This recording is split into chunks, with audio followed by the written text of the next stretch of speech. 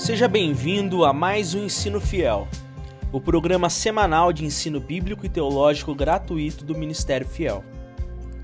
Se há um teólogo qual temos saudades, é o Dr. Russell Shedd. Com sua simplicidade sempre de mãos dadas à profundidade e fidelidade bíblica, o Dr. Shedd ensinou e inspirou a muitos.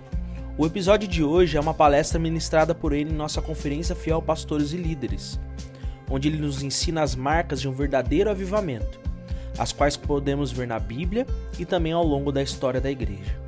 Que esta palavra aqueça seu coração e que estejamos todos prontos para quando o Espírito de Deus decidir nos visitar de uma maneira tão especial como quando ocorre nos verdadeiros avivamentos.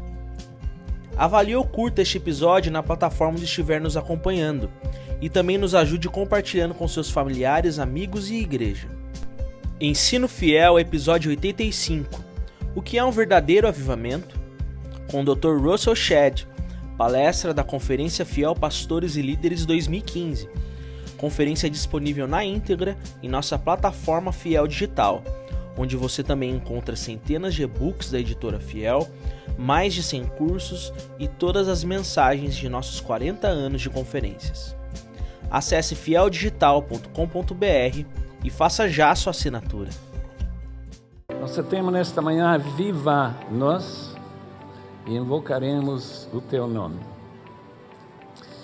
Essa palavra, aviva-nos, aconteceu comigo uns dias atrás, quando inesperadamente, saindo da casa, eu caí como uma árvore, sem nem usar as mãos para amolecer essa queda.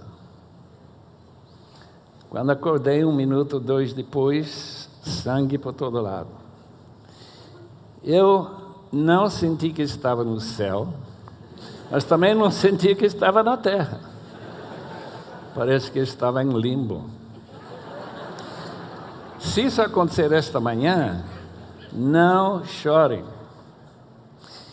O Dr. Edmund, que foi presidente do Wheaton College, quando aqueles famosos Jim Elliot, Ed McCully, todos aqueles que foram mortos em 56, quando ele faleceu no púlpito, como o George Whitefield queria, eu pensei, talvez hoje a gente vai cair aqui e ser levado para a glória. Que bênção seria! Bem, aviva-nos ficaria realmente para a ressurreição. Qualquer avivamento que ocorre nessa terra é sempre passageira. E foi Jonathan Edwards que reconheceu isso. E todos nós que tivemos tido algum toque de avivamento, sabem muito bem qual é o problema. É nossa pecaminosidade, essa mistura, por um lado ser adâmicos e por outro lado ser cristãos. Por um lado ter o Espírito morando em nós e tendo o nosso ego também. E eles não são bons companheiros, não. Richard Owen Roberts vai chamar o avivamento, e por acaso os irmãos que não conhecem esse nome vão conhecer, é a autoridade mundial sobre avivamentos. Ele já juntou 9.000 títulos sobre o assunto. 9.000. Eu nem sabia que havia 1.000. Ele já juntou 9.000 numa bibliografia. Ele, portanto, vai ser, de certo modo, o nosso guia em dizer que o avivamento é nada mais, nada menos do que uma obra extraordinária de Deus. Toda salvação, toda conversão é uma obra de Deus. Mas de vez em quando, Ele faz uma obra extraordinária. Por que não faz o tempo todo? Eu vou perguntar. Esse avivamento que chegou no dia 7 de fevereiro de 1950, 65 anos atrás, este ano, eu sentado na galeria, um grupo de irmãos, talvez, que temos aqui nessa ala, de jovens em Wheaton College, quando o pastor Ed, que tinha a responsabilidade de pregar aquelas mensagens de manhã e à noite, era todos os anos, 2 vezes, essas pregações da primavera. E ele, em vez de abrir a boca, tinha já preparado para uma moça que apareceu, recebeu um microfone e começou a falar. Nada de especial. O que começou a surpreender foi que, em vez de ela sentar e o pastor pregar, formou-se uma fila de jovens.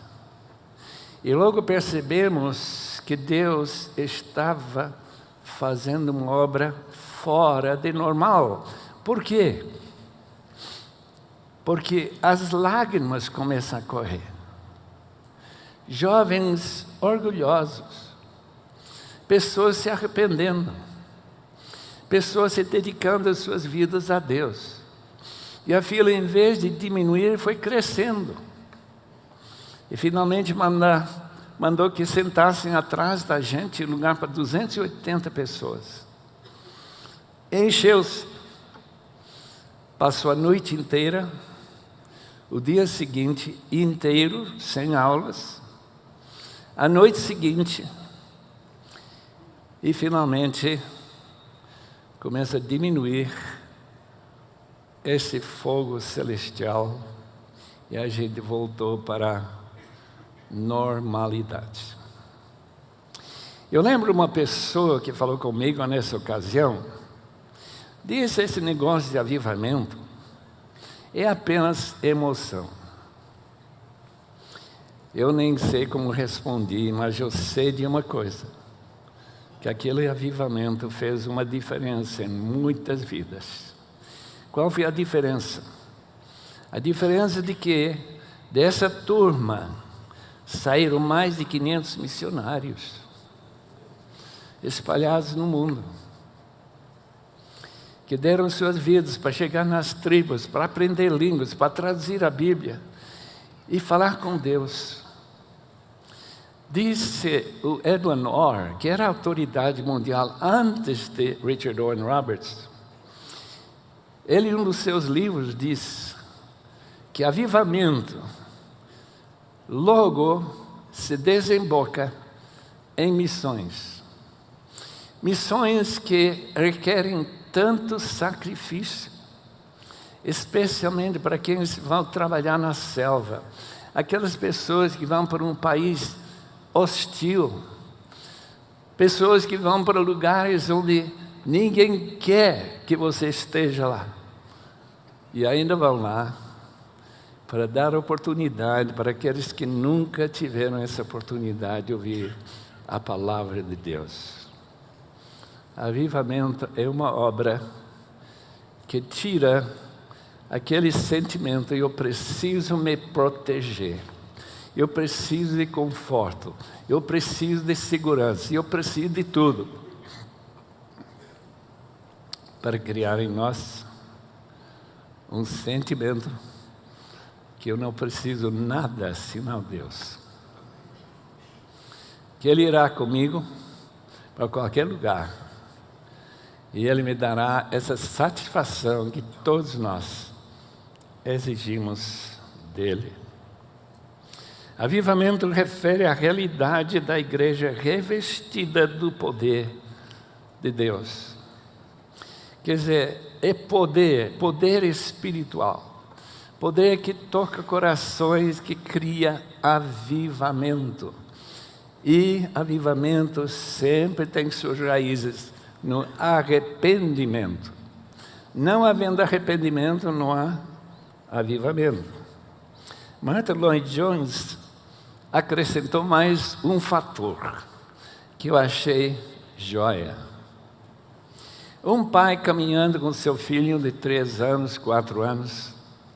De repente, o pai pega essa criança, levanta ele, começa a sussurrar lá no seu ouvido: eu te amo tanto, meu filho. Eu não aguento esse amor que eu tenho por você. Quando Deus faz isso com você, você está ficando avivado. Gostei. Avivamento é que a realidade que Salomão falou na seu discurso lá no templo. Quando a igreja se humilha, quando ela ora, invoca o nome do Senhor, quando ela busca insistentemente ao Senhor e se arrepende dos seus maus caminhos, segundo Crônicas, capítulo 7, 14. Avivamento ocorre quando uma igreja recupera o seu primeiro amor, aquele amor cheio de entusiasmo, que é apenas uma palavra grega para dizer: você está cheio de Deus. E parece que não tem muito espaço para o nosso egoísmo. Glórias ao Senhor. Avivamento tem um efeito de criar um forte sentimento de culpa por aquilo que a gente está fazendo ou omitindo. Porque o primeiro mandamento, meus irmãos, a coisa principal que foi falada aqui, Agus Lindói, talvez 8 ou 10 anos atrás, por Peter Lloyd, a coisa mais importante, manter a coisa mais importante, a coisa mais importante, isso é a coisa mais importante. Amar a Deus de todo o seu coração. O que significa avivamento se não for amar a Deus?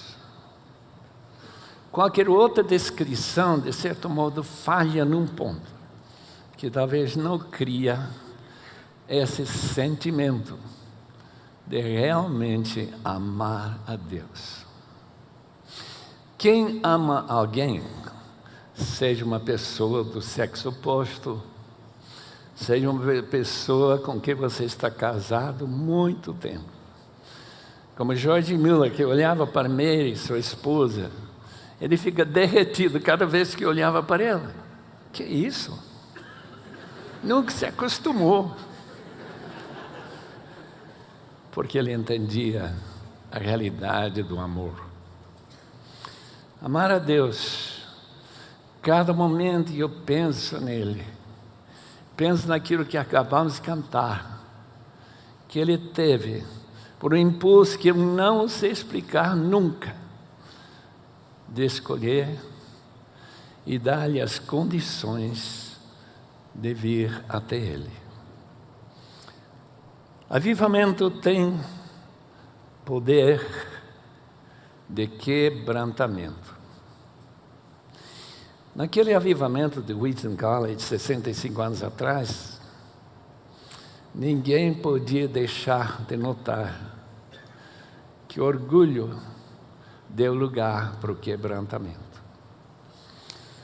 Quebrantamento, Salmo 51, 7 em diante. Purifica-me com hisopo, ficarei puro.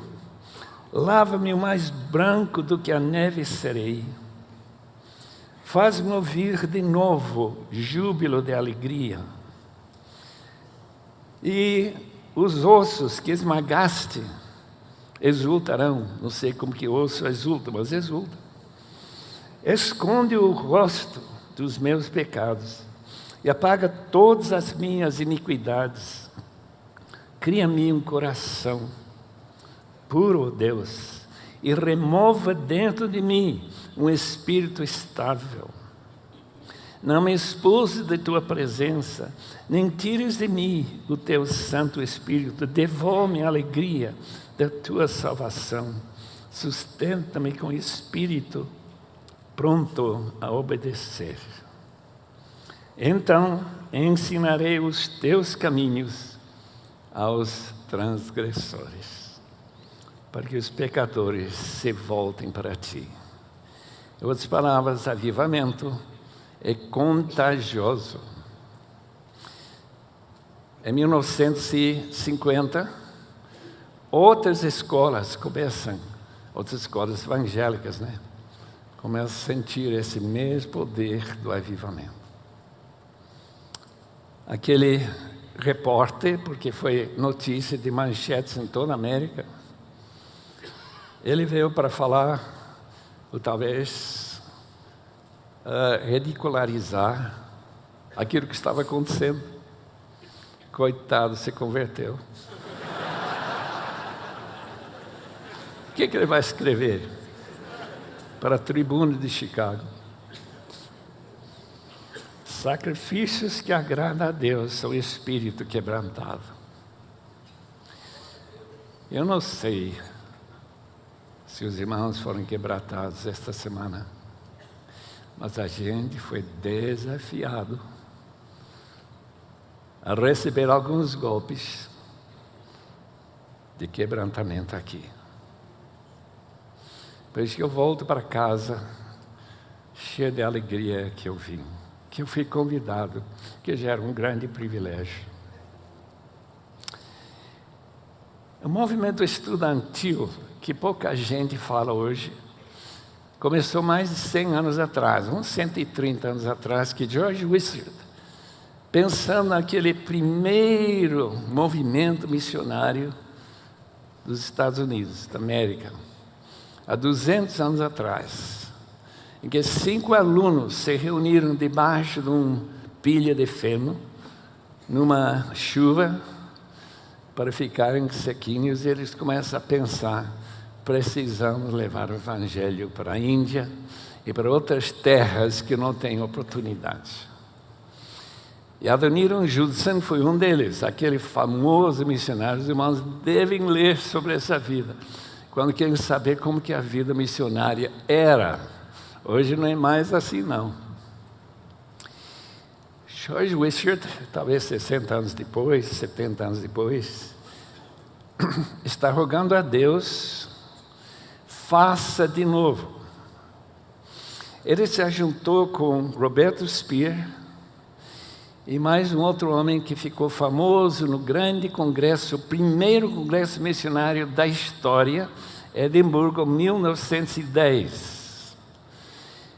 Ele pediu o quê? Aquela mensagem que foi pregada, principal, em Edimburgo foi: alcancemos o mundo em nossa geração. Não deixem para a geração que está sentada à minha frente. Talvez eles não vão ficar avivados. Mas aviva-nos para que nós levemos essa palavra para o mundo em nossa geração, para que não haja ninguém. Naquela época eu não sabia que havia mais de 12 mil povos e tribos e línguas.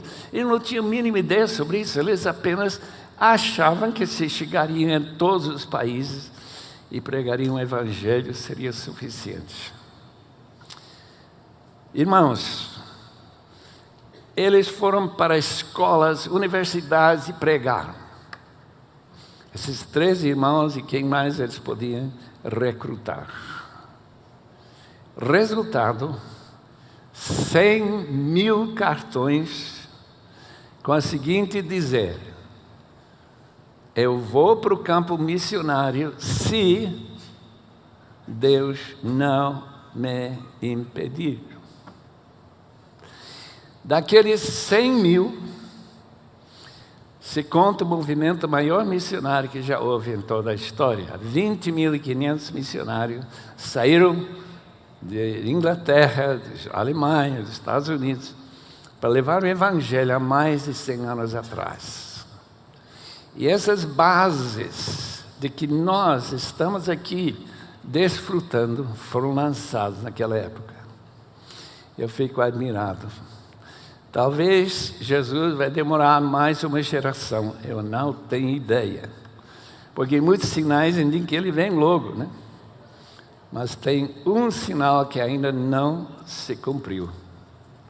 Em todas as tribos e povos e línguas, de onde já foram comprados e eleitos, segundo Apocalipse 7, versículo 9, Ou capítulo 5, versículo 9, comprados, mas não entregues ainda.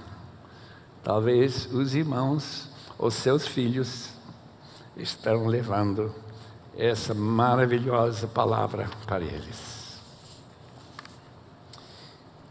O Richard Owen Roberts acredita que avivamento pode ser individual, pode ser de uma igreja, pode ser de uma região. Agora que pode ser individual, ele diz, eu já experimentei. Quando eu penso na minha própria vida, eu não posso dizer que já experimentei um avivamento.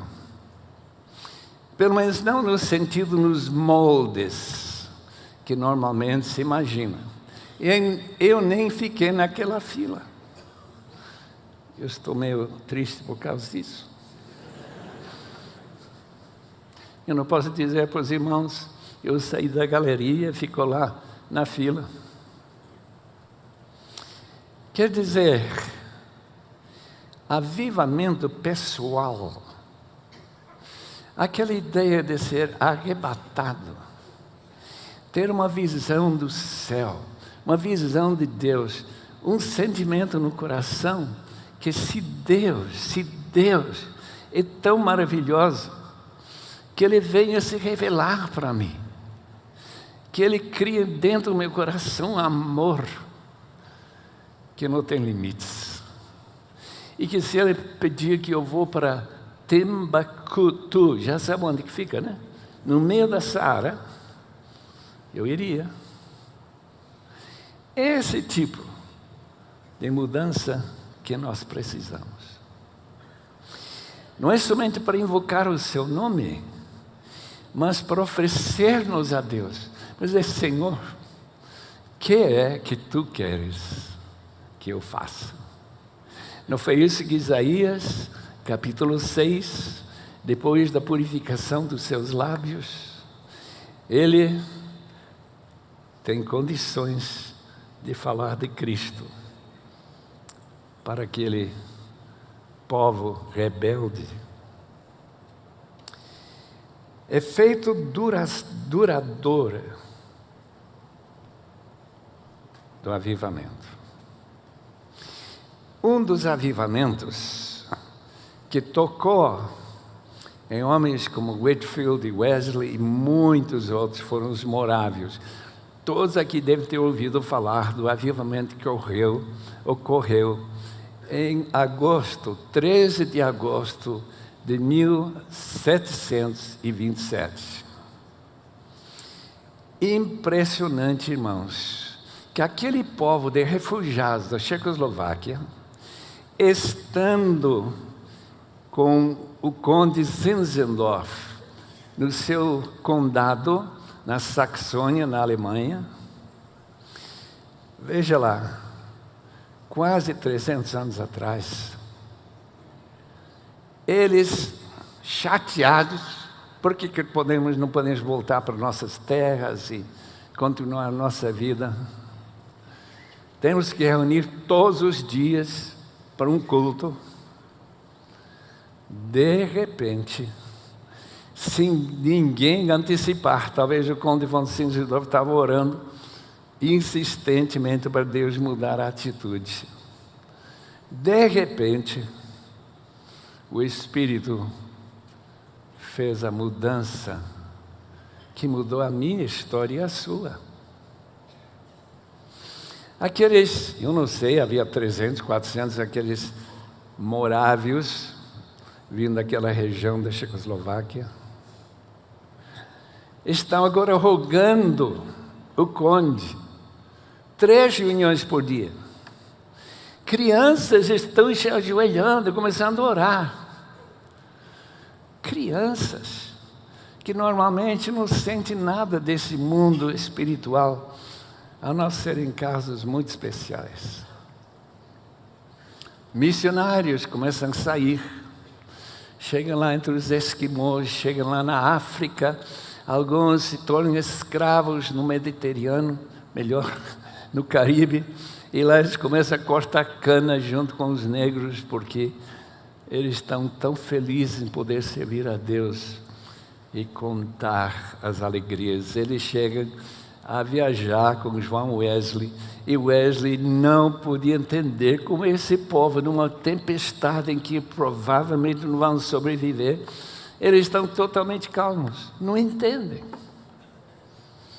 O avivamento dos morávios. E talvez aquilo que mais impressiona a gente, não somente o fato de que Wesley se converteu através deles, chegou a conhecer a Deus realmente, mesmo que ele ainda não aprendeu muito sobre a soberania de Deus. É verdade, nós ouvimos isso muito bem ontem. Mas ele cria na soberania de Deus, só que ele era muito mais cuidadoso em não dar a impressão que, se Deus faz tudo, eu não faço nada. Ele não aceitou essa ideia. Ele andou uns 400.000 quilômetros a cavalo para pregar o Evangelho para todo lado. E muitos dizem que pela pregação de João Wesley, Inglaterra escapou à revolução que tristemente atacou a França com tanto sangue fluindo. Irmãos, desde lá para cá, têm saído centenas de milhares de missionários. E essa ideia de levar a palavra para o mundo inteiro é ainda vivo no mundo hoje. Mesmo que no Brasil está diminuindo esse fervor missionário, pelo menos alguns me dizem que sim, ainda há alguns irmãos nossos muito especiais, que têm sido usados de uma forma tão extraordinária, como Ronaldo Lidório, lá entre os concombas de Gana. E este irmão, Ricardo, que já mencionei, Ricardo Gutierrez, que está indo para o Afeganistão, provavelmente para ser morto, para falar de Cristo, para um povo tão necessitado, onde não havia igreja nenhuma, até mais recentemente. Difícil saber, de fato, se o Brasil tem sido tocado pelo avivamento. Edward Moore, já falecido, num dos seus livros declara que o Brasil passou por algum avivamento. Em 1954, eu não estava aqui, portanto eu não sei o que aconteceu. Mas como ele era autoridade mundial, deve ter sabido que alguma coisa especial aconteceu, nem sei onde. O John Markham Jr. escreveu um artigo na revista Forbes, que é uma revista totalmente secular, financeiro, que o Brasil caminha para ser país capitalista. Não sei se chegou ainda. Está indo. Mas ele diz, isso aconteceu na Inglaterra por causa do avivamento. E se o Brasil está caminhando para esse destino, é porque houve um avivamento no Brasil. E avivamento que corresponde ao avivamento de Wesley, Whitefield, essa turma de 1733 em diante. Todo mundo tem que saber de fato se esta multidão que está reunida aqui não é sinal de um avivamento. Um avivamento segundo o tipo que John Markham Jr. escreveu nesse artigo. E outros países da América Latina, Guatemala, Chile e o Brasil, 3 países que estão naquele euforia, pelo menos de algum crescimento, não vamos chamar de teologia reformada em grande parte, muito erro em termos de que a gente deveria estar falando. Mas numa igreja que eu visitei, não sei, uns 8, 10 anos atrás, em Santarém, me deu a impressão nítida. Aqui está acontecendo um avivamento. a Igreja da Paz, projeto amazônica, em que reuniam, naquela época, mais de 2.000 grupos pequenos para estudar a Bíblia, durante a semana. E no domingo, uns 23.000 pessoas em Santarém, reunidas nas igrejas relacionadas com a paz.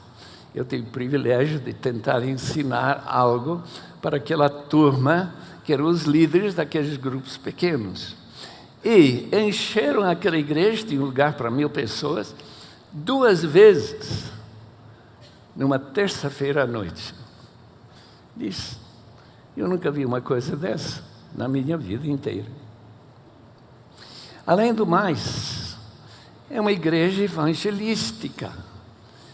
Num domingo não é incomum que umas 300 pessoas se entreguem a Cristo.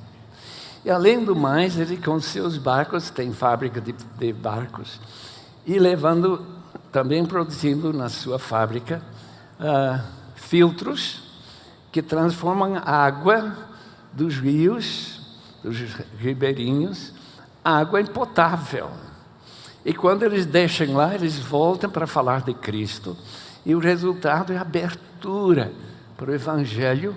Naquela época, anos atrás, já era 275 grupos reunindo, e tão difícil alcançá-los com trabalho pastoral e com livros, porque são um povo muito simples, lá nos ribeirinhos dos tantos rios que a Amazônia tem.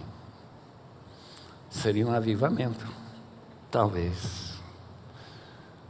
Concluímos que o Brasil tem algumas marcas do avivamento, mas faltam algumas marcas também.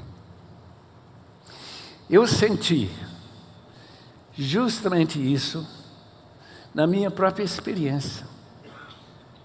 Tem certas coisas na vida que Deus nos dá, em que Ele nos aviva, nos dá mais prazer do que a gente tinha antes.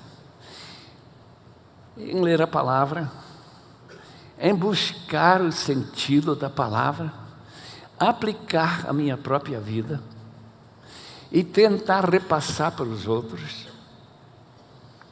talvez seja um sinal de avivamento. Por outro lado, tanto egoísmo, tanto problema com orgulho, tanta dificuldade em falar com pessoas sentadas ao lado no avião ou no ônibus, e ter esse imenso prazer de repassar a palavra de Deus para pessoas que talvez não o conhecem. O verdadeiro avivamento, segundo Jonathan Edwards, tem as seguintes características. Os irmãos já ouviram isso, mas vão ouvir de novo, porque não faz mal ouvir pela segunda vez. O avivamento genuíno transforma a cidade cheia de amor e alegria dada na presença de Deus. As famílias são renovadas, conversão de filhos, maridos, esposas. Essa ideia de famílias divididas acaba. A igreja é renovada, a frieza desaparece, a pregação da palavra é especialmente desejada. Nós queremos ouvir mais da palavra. Pastor, não pare. Agora, Jonathan Edwards, quando ele pregava, meus irmãos, a maioria estariam se soltando lá pela porta. Ele era uma pessoa que lia os sermões e era coisa muito substanciosa. É só ler os livros, né? Temas espirituais tornaram-se o centro da vida diária. A gente não tinha vergonha de conversar sobre temas espirituais.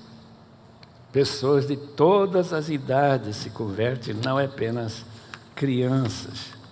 Número extraordinário de homens e mulheres convertidos. A obra foi realizada rápida e eficazmente. Me lembro que Martin Lloyd Jones disse que Deus faz em 5 minutos o que a gente trabalhou 50 anos para alcançar. Principal característica, irmãos, aquele sentimento de pecaminosidade. Quanta gente escuta a minha mensagem e não sente nenhuma convicção de que ele é pecador. Eu estive em Dublin, eu vi essa cadeira em frente do púlpito, queria saber o que é isso. Esse é a cadeira dos penitentes. Há quanto tempo que ninguém se assenta nessa cadeira? Uns 200 anos. Em outras palavras, precisa de avivamento. Consequências externas. Abandone imediatamente de práticas pecaminosas. Abandono imediato. Hábitos sociais transformados. Consequências internas. Aquele sentimento da ira de Deus contra meu pecado e o pecado de todo mundo. Esse sentimento de dependência do poder da graça. Eu penso, quando eu leio o capítulo 8, 2 Coríntios, desse povo da Macedônia, que era tão generoso, de sua extrema pobreza, cheio de alegria, eles contribuíram. Que diferença desse jeito que a gente tem de tentar criar culpa no sentimento das pessoas que não estão dando o dízimo. Não, eles deram porque sentiram imensa alegria em dar. Por quê? O texto explica, pela graça que Deus lhes deu. Transição para a tranquilidade, a descobrir a justiça de Deus que Jesus nos oferece por meio do Evangelho. Tranquilidade. Glória a Deus por isso. Avivamento. Em Éfeso. Se os irmãos leram esse texto recentemente, de capítulo 19, tem marcas claras do avivamento. Em primeiro lugar, tem um homem chamado Paulo, ex-Saulo de Tarso, está pregando. Onde que ele está pregando? Na sinagoga. No Brasil seria na igreja católica. Logo, houve oposição, mas já havia alguns convertidos que Paulo tirou com ele, levou para a escola de Tirano, que segundo um manuscrito bem antigo, diz que Paulo dava aula de Bíblia, aula do Evangelho 5 horas por dia durante 2 anos. Eu não acredito, irmão. Esse manuscrito deve ser tudo invenção. Imagina Paulo falando 5 horas por dia. E durante esse período, o texto diz, capítulo 19, versículo 10, que toda a Ásia ouviu o Evangelho. A disseminação, como um tsunami, foi inundar toda a província, que não é tão pequena, e já foi até o fim da província, mais ou menos. As 7 igrejas da Ásia fundadas, além de Hierápolis e Colossos, e quantos outros que nem sabemos. Nós encontramos o povo chorando, principalmente Paulo chorando. Eu sei que muitos pastores têm dificuldades em chorar, mas quando Paulo volta para falar com aqueles presbíteros, pastores, líderes da igreja de Éfeso, ele lembrava eles de sua vulnerabilidade. Essa humilhação das lágrimas correr no seu rosto. E que ele ia de casa em casa, diz capítulo 19, e falava com lágrimas para as pessoas. Quanto que eu vou sentir tão profundamente a necessidade dos meus ouvintes, ou do meu próprio coração, para poder chorar, como Paulo chorava. Tremendo avanço do Evangelho. Paulo foi instrumento de Deus para operar milagres extraordinários. Olha que pentecostal foi Paulo. Sabe que levar o avental dele e colocar sobre os enfermos, eles foram curados? Não, isso é do Santiago. Não é comigo, não. Mas era só Paulo. Porque Deus queria ressaltar a questão homem que Deus está usando em Éfeso. Conquista dos poderes malignos. Os irmãos lembram que aqueles filhos de Seva, 7 deles, eles sacerdotes, não sei que tipo de sacerdote, chegam lá e tentam expulsar o demônio faz um deboche deles, diz, olha, Jesus, nós conhecemos, Paulo também e vocês. Coitado, daí eles pularam em cima dos pretendentes e saíram correndo para as ruas de Éfeso nus. Poder de Satanás vencido. Temor de Deus se espalhou entre os judeus e os gentios. E a economia começa a despencar. Por quê? Porque Paulo pregava, o Evangelho avançava e o avivamento chegou. Mais ou menos 10 anos depois, lemos do livro de Efésios: desperta, ó tu que dormes, levante dentre os mortos, e Jesus Cristo resplandecerá sobre vocês. Em outras palavras, em 10 anos, aquele avivamento já tinha arrefecido. A frieza tinha chegado na igreja. E nós sabemos que 40 anos depois, quando o livro de Apocalipse foi escrito por Nosso Senhor, a sua mensagem é: arrependa-se, aviva a tua obra, Senhor. Faça de novo o que já fizeste, tão maravilhoso. E que agora dependemos do Espírito e não do apóstolo Paulo. O Richard Warren Roberts, no seu livro sobre avivamento, que acaba de sair em português, ele diz: nós precisamos entender quando que o avivamento é necessário. E ele tem um monte de sugestões. Eu sei que talvez a gente não precise ouvir tudo isso, mas eu achei bastante desafiante.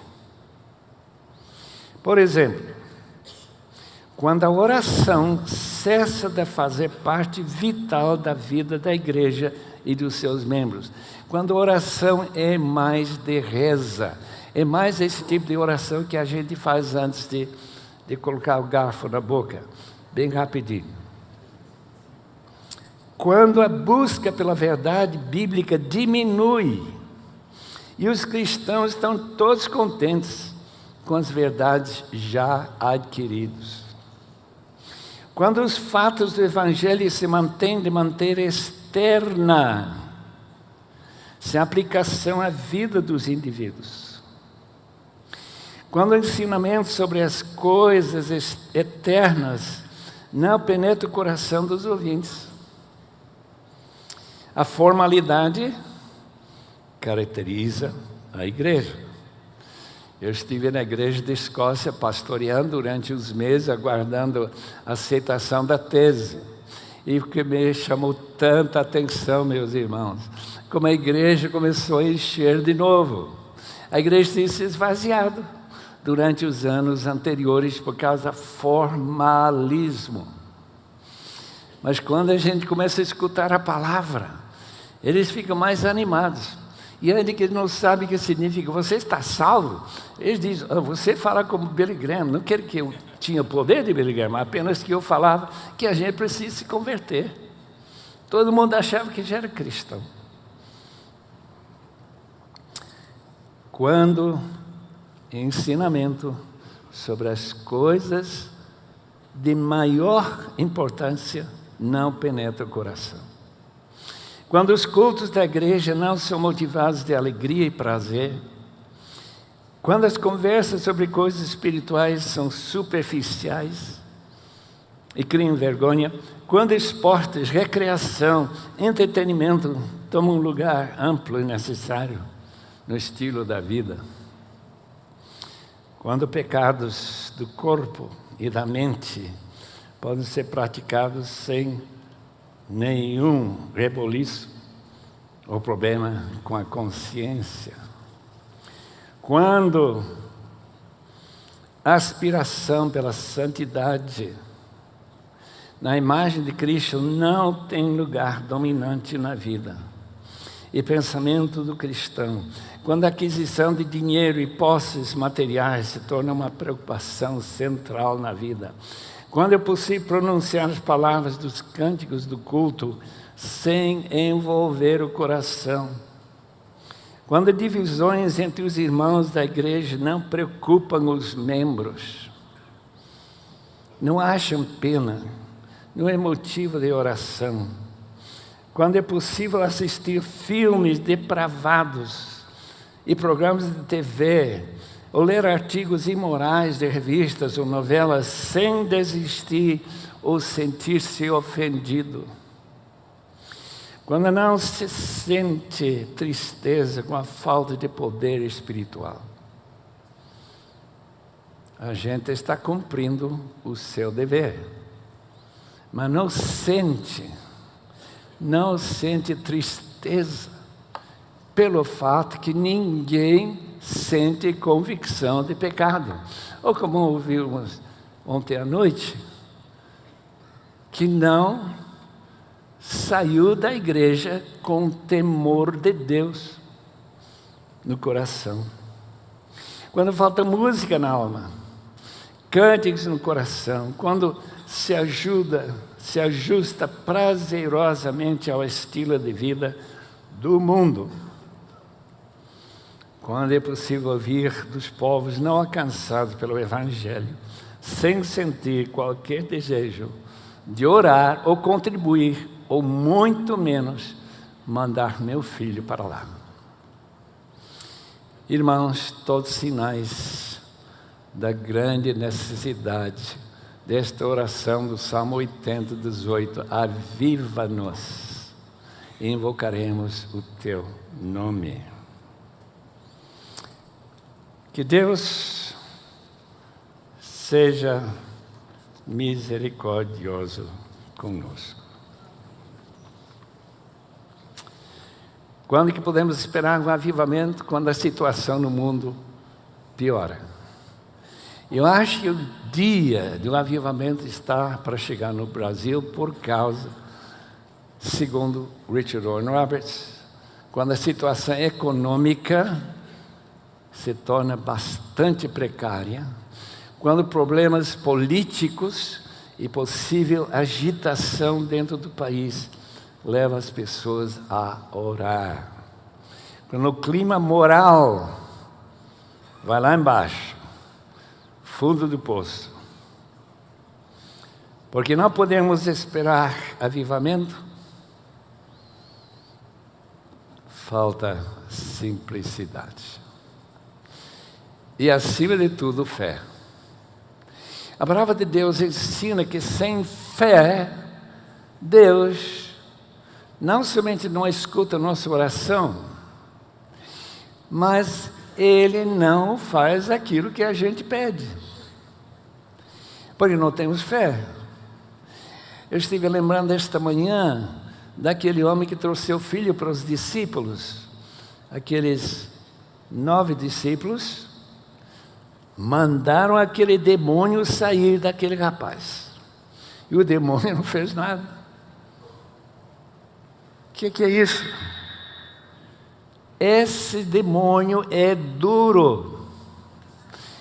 Tem situações em que, como diz aquele homem quando Jesus desceu do Monte de Transfiguração, se tu podes. O que ele está dizendo? Já que seus discípulos não têm poder, talvez o Senhor também não tem. Jesus disse, se tu podes, tudo é possível para quem crê.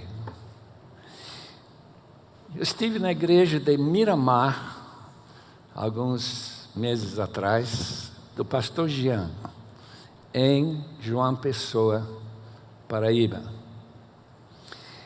Eu entendi que aquele bairro, várias vezes, foi lugar de tentativa de começar uma igreja nova. E nada acontecia. Nada. Pastor Jean, tentando por terceira vez, se não me engano, dizendo, oh Deus, se tu não fazes, e eu creio que tu podes, este bairro não vai ter uma igreja dinâmica em que pessoas são convertidas e o poder de Deus se manifesta. E o avivamento chegou. Eu estive naquela igreja, não tinha lugar para a gente. Já estão comprando casas em volta e a coisa simplesmente explodiu. Por quê? Avivamento. Please finish, eu entendo. Vou parar por aqui. Vamos orar, irmãos. Muitíssimo obrigado, Senhor, por esta conferência, por cada palestrante, cada verdade transmitida, que vem remoendo. Rogamos, Senhor, que haja de fato nas nossas igrejas sinais do Espírito Santo fazer uma obra extraordinária. Unicamente para a Tua glória te rogamos isso, Senhor. Amém.